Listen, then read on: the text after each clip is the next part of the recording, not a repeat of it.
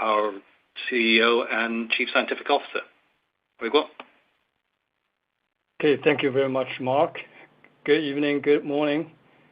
Welcome again to HutchMed 2023 annual results presentation. 2023 was an exceptional year for HutchMed.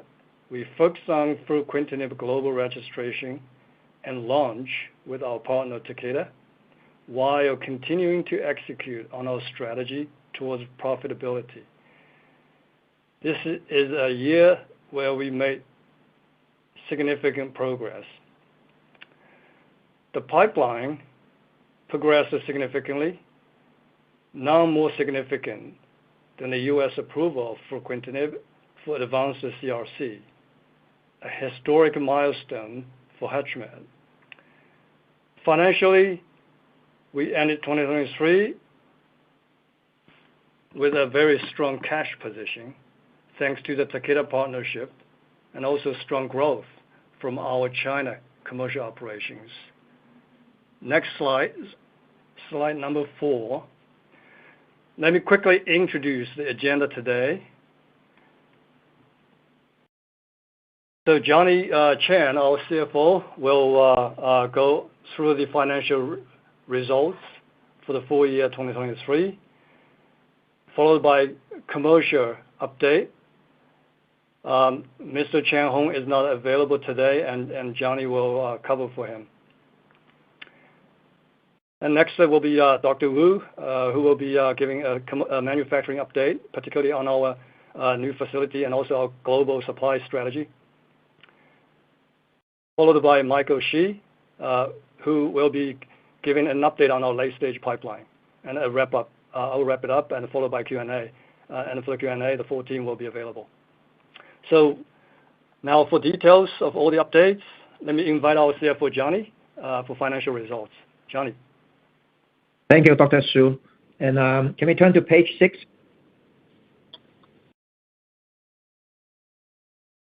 So, yep, page 6, please. I think the screen is not moving. Yep. Next page. Okay, so we have a strong cash position at end of last year with over 880 million cash, contributed by 400 million of upfront payment from Takeda. So for which we have recognized 280 million, with the remaining 120 million to be recognized over the course of the next 3 years. Can we move to the next page, please?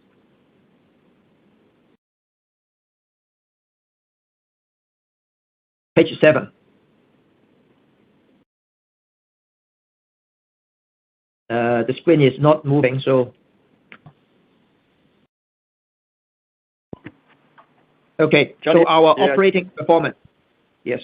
Our operating performance, we have, regarding the top line, we have doubled the total revenue from last year to over 830 million. So oncology consolidated revenue was around 530 million, which met the high end of our guidance. As to the bottom line, we made a sizable profit of over 100 million, contributed by restructuring of our U.S. commercial operation, prioritizing R&D investments, and tightly controlling operating expenses. Moving on to the next page. Our 2024 oncology guidance, page 8. So, our 2024 oncology guidance is 300 million to 400 million, driven by 30 to 50% growth targets for marketed product revenue. This guidance is in line with our 2023 product revenue growth of 39%. Move on to the next page, page 9. A quick update on the sales of our FRUZAQLA in U.S. Takeda achieved a 15 million in-market sales in the last 7 weeks of 2023 after FDA approval. So we are now waiting for approval from EU and Japan, targeted sometime later this year. As shown in the bar chart below, besides the U.S., it's a significant... Yeah, we are on page 9, correct. So as shown in the bar chart below, besides the U.S., there is a significant unmet medical need in EU and Japan for CRC patients. Okay, so we move on to the commercial on page, the next page, page 11. So China commercial environment, just to give you all a quick update. A number of new policies have been issued recently to support greater access to innovative medicines. So for example, accelerating the review process for breakthrough designated drugs and simplifying the NRDL renewal process. On the right-hand side of the chart, you can see we have scaled up our commercial presence, deepening hospital penetration, also expanding pharmacy coverage. Turn to the next page. Page 12. For LNA performance, we have continued to grow our business and achieved over 100 million in-market sales in 2023. On the right-hand side, as you can see, we have further expanded our market share over Stivarga. Moving on to Sulanda. Next page, page 13. We were able to maintain strong growth for this product, achieving 43% growth versus last year. On the right-hand side of the chart, actually we should be on page 13. On the right-hand side of page 13, as you can see, we are widening our lead over Sutent and Afinitor in terms of market shares. Moving on to Orpathys. Page 14. This is the product commercialized by AstraZeneca and was admitted to NRDL in March 23. They have overall achieved 19% growth despite a 38% price reduction after NRDL inclusion. So looking forward, based on strong clinical results from the confirmatory study, we may have a potential label expansion to first line later this year, which would drive stronger sales growth. I will now pass on to Dr. Wu to give you an update on our manufacturing operation. Dr. Wu. Thank you, Johnny. Thanks. Let's go to slide number 16. As you will hear throughout today's presentation, what we have been trying to do is to one, increase the number of products in the market, in different indications, and two, try to expand into other markets. So our manufacturing strategy is try to support this goals for the company. So in the last year, 2023, we've been focusing on expanding our capacity for both China and the global market. The first thing I would like to update you is our Shanghai facility, and we have completed facility construction and qualification.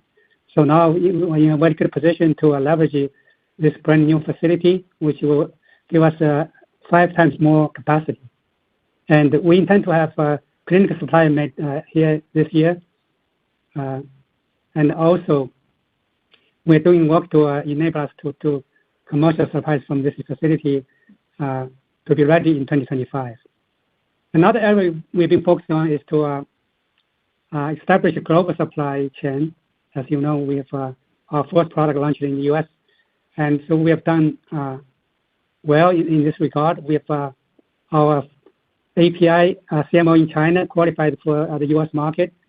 For the drug product, we actually have 2 sites qualified.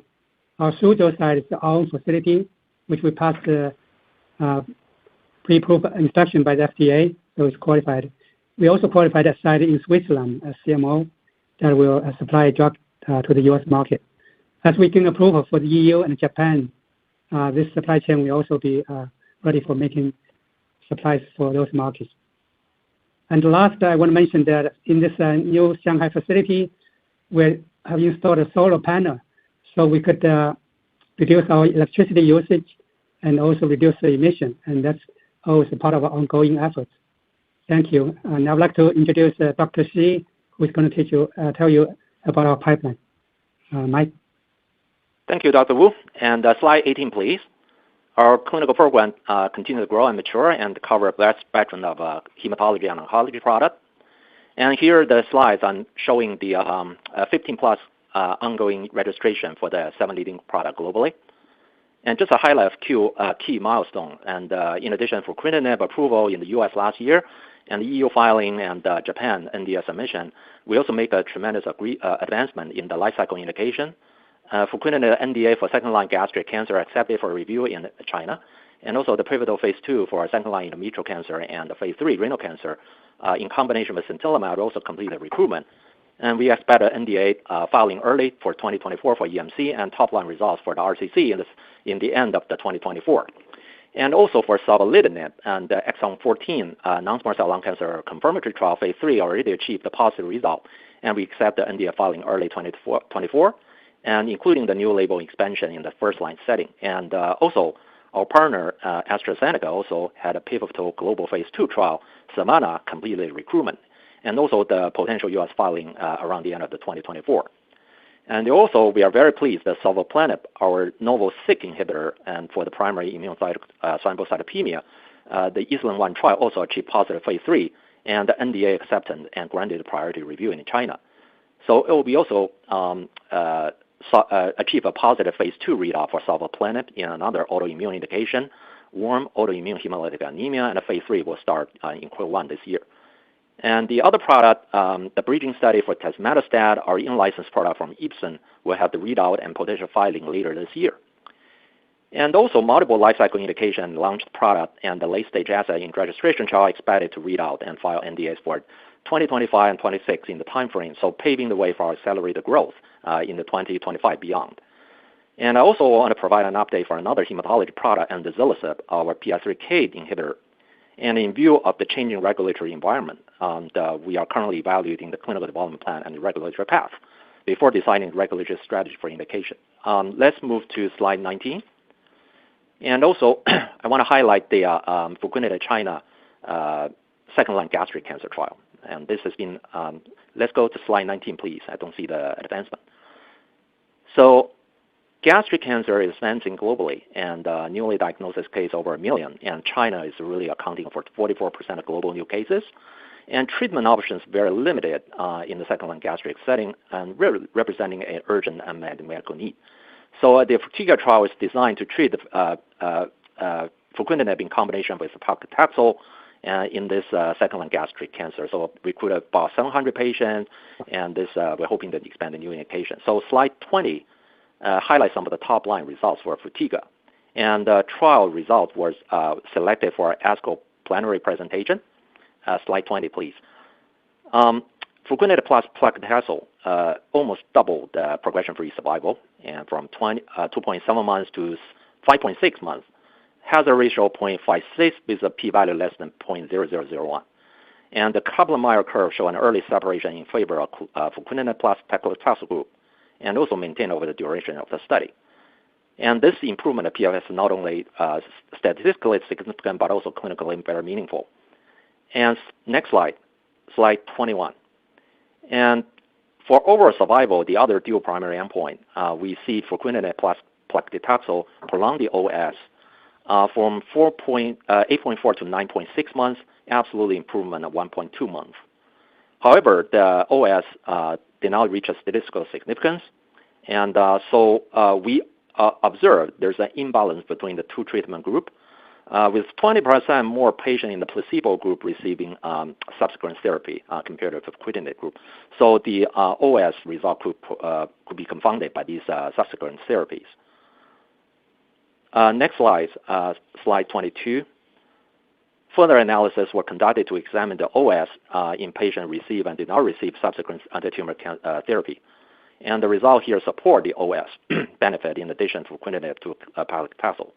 The OS was improved regardless of whether the patient received subsequent anti-tumor therapy or not. Although the patient without the subsequent therapy, we do see a statistically improvement of OS. This is a pre-planned analysis. Moving on to the next slide, slide number 3. So the 23 is present a promising second-line treatment offering gastric cancer. So the slide 23 show to put the FRUTIGA data into perspective with another approved therapy second-line treatment option in China with ramucirumab plus paclitaxel. This is a cross-trial comparison showing the Rainbow Asia study, which is a large study of over 400 patients. So you can see the fruquintinib clearly show a more robust improvement of the overall response rate and the PFS, and also numerically better OS improvement. Slide 24. Okay, so I also mentioned about the other fruquintinib life cycle indication development. We received the breakthrough designation in China for combination with sintilimab. Slide 24.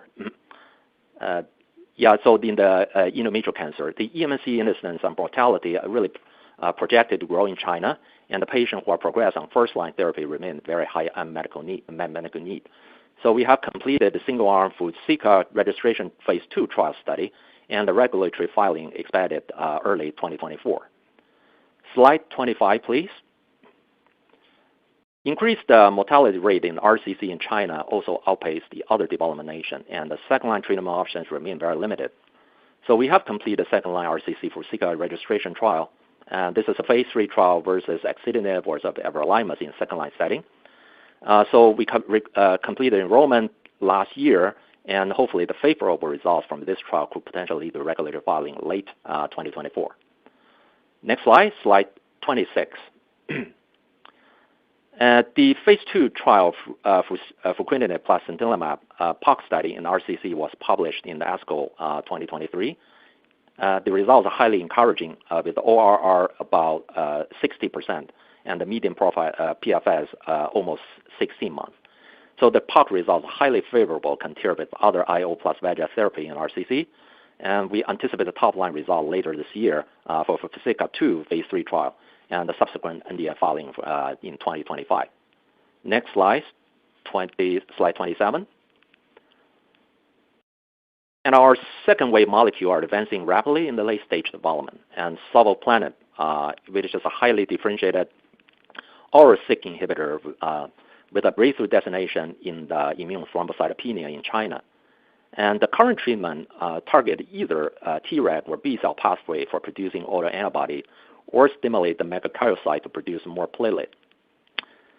Syk offers a dual mechanism by targeting both B cells to inhibit the autoantibody production and also prevent the macrophage to destroy the platelet form. So we have completed the China phase 3 ISLAM-1 in the second-line plus ITP patients. It met a primary and a secondary endpoint. NDA accepted by NMPA this last month and a priority review for breakthrough designation. So we are very also cleared the US IND for our phase 1B and 2 trial and in the startup stage and for global development. Next slide. Slide 28. So 28 is a IQVIA report on the China ITP treatment landscape.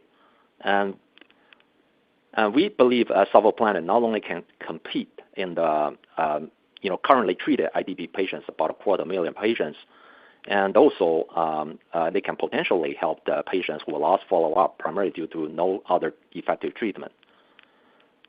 Slide 29, please. We are particularly encouraged by our phase 1/2 trial, demonstrate a robust overall response rate of 80% overall response, and the durable response rate of 40% in relapsed refractory ITP patients.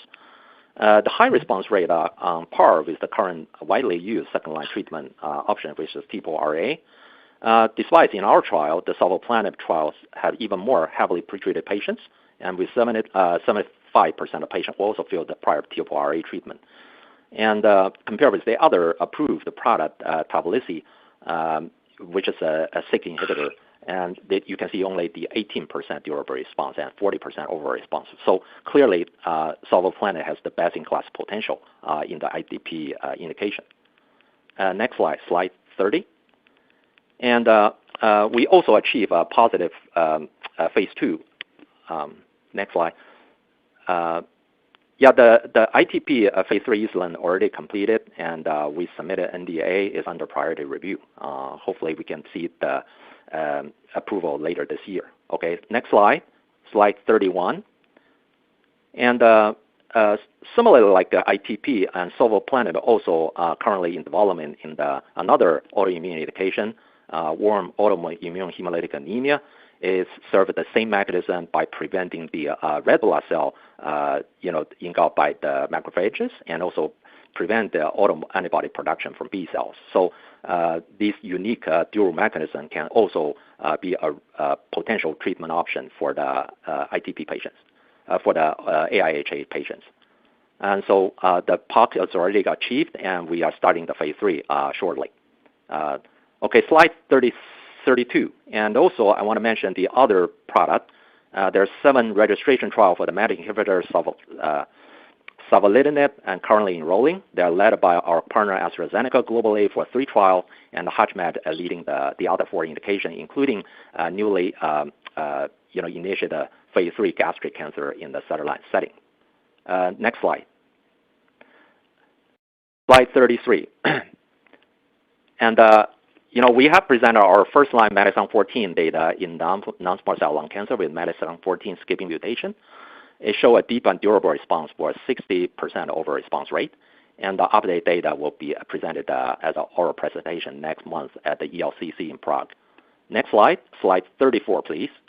And also updating you about the progress of savolitinib global development. And the global pivotal Savannah trial has completed enrollment.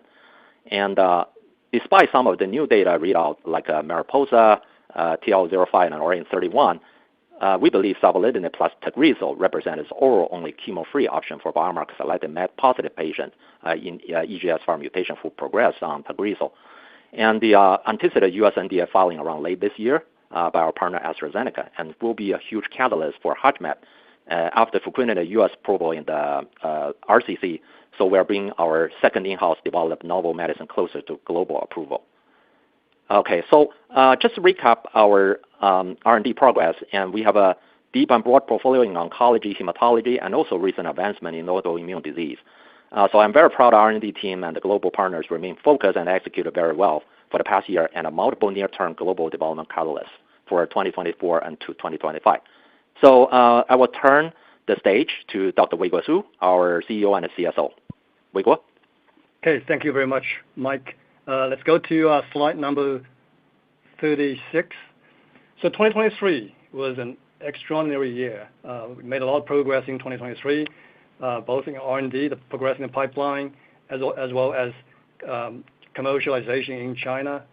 We managed a great, robust growth in China commercial. But obviously, we are most proud of fruquintinib approval in the U.S., our first approval outside China, a big step towards our vision of bringing our innovative medicines to global patients. 2024 and beyond, obviously, we have a lot to look forward to on our way to profitability, hopefully by 2025. We will focus on near-term and mid-term launches of new products and new indications in China. We are obviously very excited about savolitinib for ITP. ITP represents a major unmet medical need in China, as Mike pointed out. Almost half of the patients, after they try everything, their medical need remain unmet. And obviously, the second indication, WAIHA, now in registration trial for savolitinib as well. At the same time, we expect the approval of fruquintinib in Europe and Japan, as well as the NDA submission potentially in the U.S. for our second drug, savolitinib, with our partner AstraZeneca. So this is again a major progress for savolitinib. And these regulatory activities will ensure steady flow of new approvals and accelerate our revenue and profit growth in years to come. We are confident about our goal of becoming self-sustaining by 2025 and well-positioned for accelerated growth beyond 2025. So next slide, just to wrap up, slide number 37. Again, we are really focused on execution of our strategy towards self-sustaining 2025 and look at our product portfolio and new product approvals outside China. For instance, savolitinib for lung cancer, and also savolitinib moving outside China for clinical development as well. So we are extremely excited about the near term and longer term, for that matter, future for HutchMed. And with that, I would like to thank you for your attention and close the presentation, and we'll be open for Q&A. Thank you. Thank you. We will now begin the question and answer session. If you'd like to ask a question, please press star 11 on your telephone and wait for a name to be announced. If you'd like to cancel a request, please press star 11 again. Please stand by while we compile the Q&A roster.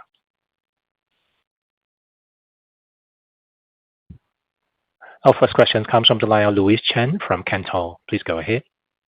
Hi, congratulations on all the progress, and thank you for taking my questions.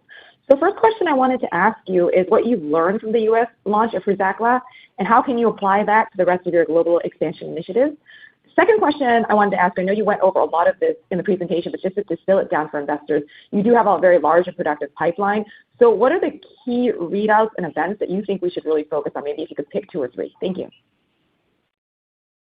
Okay, thank you very much, Louis. Maybe I'll do a quick response, and I can ask Mike to chime in. So for FRUZAQLA launch, I think Takeda is a great partner, and they prepared well, and we worked together very well through NDA submission, both NDA submission in the U.S. and MAA in Europe, as well as Japan submission. So we worked together extremely well, and we also prepared the launch extremely well as well. Given in the U.S. The approval came ahead of our original expectation because it was granted priority review and approved only less than 6 months. But Takeda really prepared well, and we worked together very well as well. So for instance, we had drug product all mapped out, and we were ready to go as soon as we received the approval. The first prescription was written within a couple of days, basically, and NCCN guideline inclusion within 1 week. So clearly, Takeda was ready to go, the launch team, and we were waiting for the approval. So I think it kind of demonstrates the power of partnership, if you will, and going forward in EU and Japan, we'll be doing the same. And for our second product, savolitinib, obviously our focus now is on NDA submission behind SAVANNAH. Obviously, but we have so much data to support and submit. So we'll be working very closely with AstraZeneca on savolitinib. We believe it's a great drug. With regard to pipeline, we continue to actually prioritize our portfolio and make sure that we invest on the highest value projects. So behind the 3 approved products, we believe sovleplenib can be a very important product. Not only it's going to be the first immunology product, but it represents a very different, entirely different indication. Talking about chronic disease and a major unmet medical need. Almost half of the patients they stop trying because nothing works for them.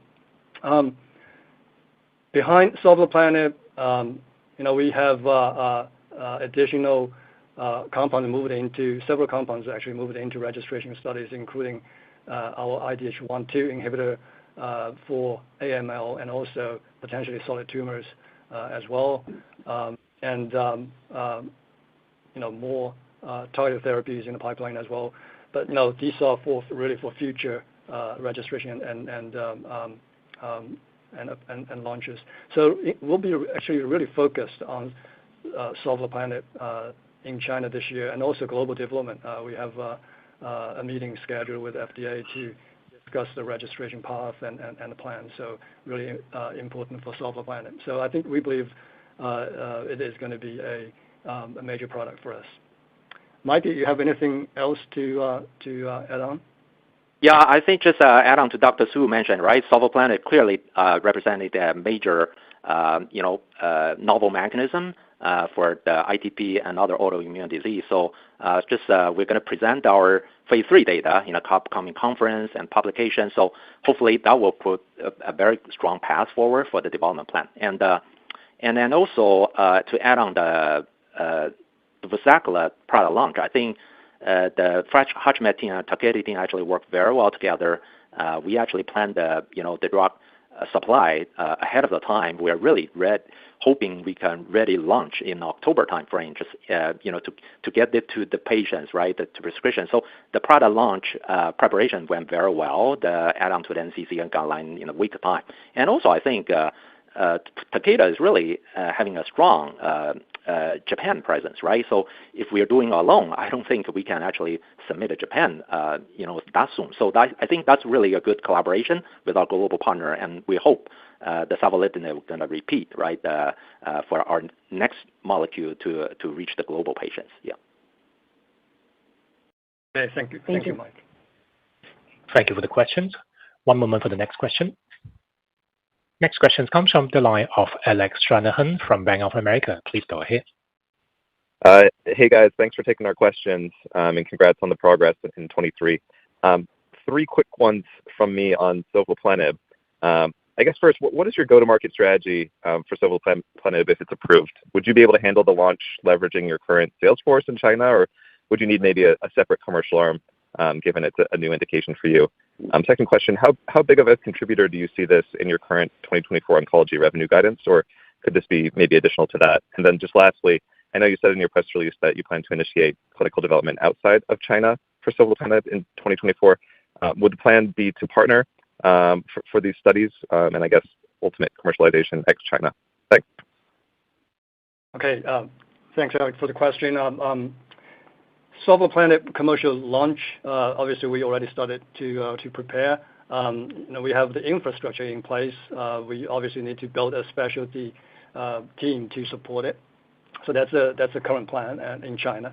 Obviously we can leverage our commercial infrastructure in China.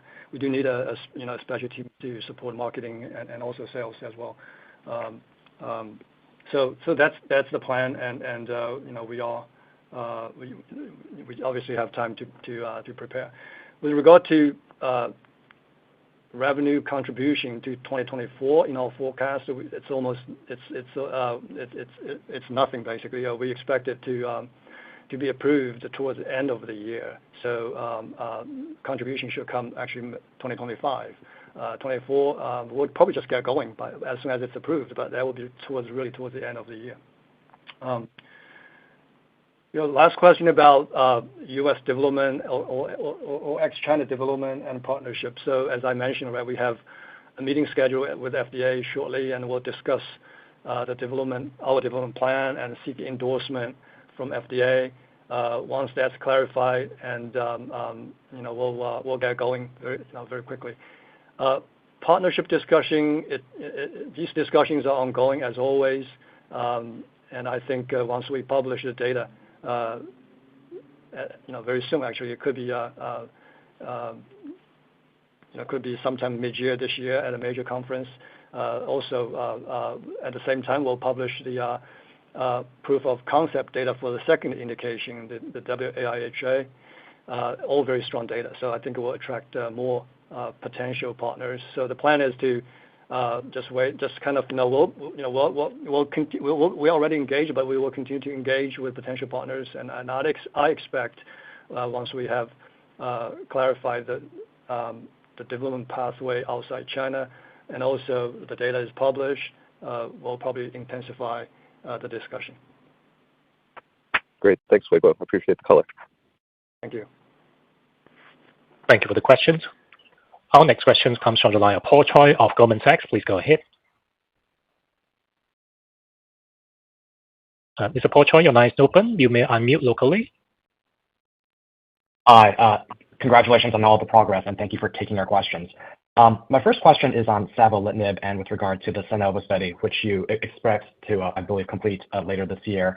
Just in terms of the incremental opportunity in terms of the frontline population, can you maybe just expand on how many patients are currently actively treated in China with available MET inhibitors, and just kind of how you think about the commercial opportunity there for the first line opportunity? And then I had a follow-up question.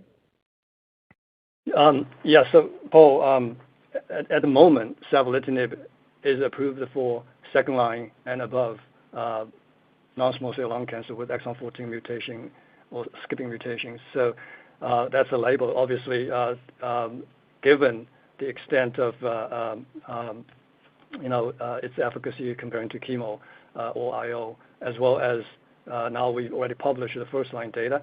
I would not be surprised there could be some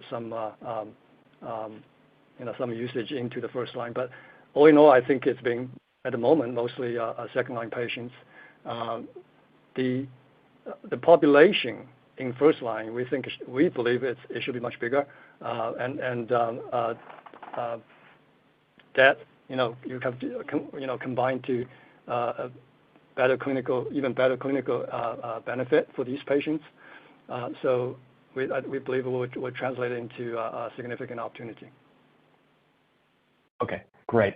Thanks. And then as a follow-up question, maybe turning back to sovleplenib for a minute, and ITP. As you think about sort of different standards of care in markets and regions outside of China. How are you thinking about potentially coordination on a placebo arm, or whether the studies will require a active comparator arm, just to harmonize requirements, let's say, between the U.S., Europe, and other geographies? Just maybe some high-level thoughts on whether an active comparator would be required versus a placebo-controlled trial would be great. Thank you. Yeah. Again, for this specific question, we don't have a lot to offer at the moment, Paul. We'll be in discussion with FDA very shortly, and once we have it clarified, we'll let you know. We'll announce once we are into the into clinical development in the U.S. Okay, great. Thank you. I'll go back in queue. Yeah, thanks. Thank you for the questions. Our next question comes from Kelly Shi from Jefferies. Please go ahead. Hi, this is Clara on for Kelly. Thanks for taking my question and congrats on the progress. So maybe just a question on ITP. So once a global study will be initiated, how should we think about the cost change on R&D in general? And also for warm autoimmune hemolytic anemia, how large is the market in China? And what do you need to see for this indication to initiate maybe future global development? Thank you. Okay, thanks. Thank you for the question. Well, ITP, it's at the moment, anyways. You can see the market or the treatment has been dominated by depot or TPO-RA, but a lot of patients, there are a lot of other treatment options, but not necessarily approved. Some of those are just off-label usages. We believe sovleplenib represents a novel mechanism of action. There are a lot of patients that they probably already tried everything, and typically somewhere between 8 to 10 years of various treatments, and then if nothing works for them, they just gave up, or they just lost to follow up. So it represents a big unmet medical need. I think ITP is a very specific disease. So how we can be able to target the patients globally outside China? How big is the study? So we like to understand the same. Particularly you say, right, the impact on our R&D spending. So until we have clarity, until we align on the development plan with FDA, it's hard to estimate, and obviously a lot to do with the study design, the line of prior therapies, for instance, the sample size, and so forth. We also, behind the FRESCO and FRESCO-2, we would at least share the data with U.S. FDA on FRESCO-2. I mean, on ISLAND-1 study in China. Hope that can serve as part of core registration studies. So whether this can reduce the sample size for this upcoming study outside China, or how we think about these. So it all depends on this discussion with FDA and alignment with the FDA.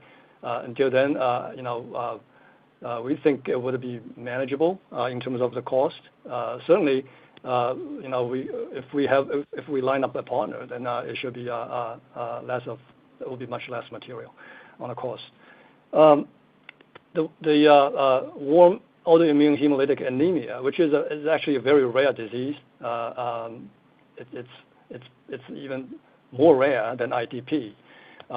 However, it has almost no treatment today, so it represents a very rare disease with an even stronger unmet medical need. So we believe this mechanism should target this disease very well, and sovleplenib has generated very strong proof of concept data. We're already into the phase 3 in China, and likely we could do the same outside China once aligned with the U.S. FDA on ITP. When a dose optimization completes, yeah, it could be an option. Okay, thanks. Thank you for the questions. One moment for the next question. Next question comes from the line of Mike Mitchell from Panmure Gordon. Please go ahead.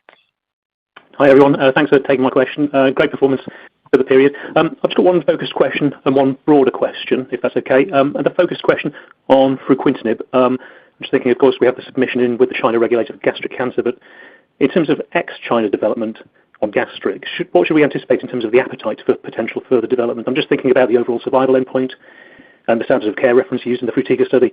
So just thinking what else you might need to do to orient the product for other markets, or is that just not on the agenda at present? The short answer is not relevant for outside China in the second line setting. You just mentioned the standard of care difference, for instance. As a matter of fact, at the ASCO plenary, it was a panel of experts on the call and kind of concluded great data could be a treatment option for patients in need. However, the data will not support outside China registration. Separate study needs to be done because of the standard of care difference and patient difference as well. So the same study will not support global registration. However, we continue to believe fruquintinib has a role in gastric cancer, whether in combination with chemo, such as paclitaxel, or in combination with IO, PD-1, for instance. We actually published very strong data in combination with PD-1 as well. So in gastric cancer outside China, we think there is a role for fruquintinib. How we design the study, which line to target, we're still assessing this opportunity. Okay, got it. No, that's really helpful. Thank you. And then just on a more broad question, I know there'll be a little bit of give and take with the recognition of Takeda payments in the P&L, but I'm just thinking about the balance sheet strength and how R&D tracks from here in light of the lower R&D spend versus last year. There was obviously a shift pre and post the new strategy in terms of how hard you wanted to push on R&D investments, but is this still going to be a story of managing it within a range, or is there an opportunity to fine-tune, perhaps accelerate internal investment from this point onwards? Yeah, good question. So, as I mentioned earlier, we will be very careful on spending, very prudent on spending, and we actually routinely now do portfolio prioritization, looking at every compound, every indication very carefully, make sure that we invest the highest value project possible. So we don't see any expansion or any increase of R&D cost this year. Okay, that's right. Many thanks again. Thank you. Thank you for the questions. We have no question at this time. Allow me to hand the call back to management for closing remarks. Okay. Thank you all very much for attending the call, and we'll be happy to be further engaged through email or any other communication channels. Or if you have any questions, let us know. Thank you.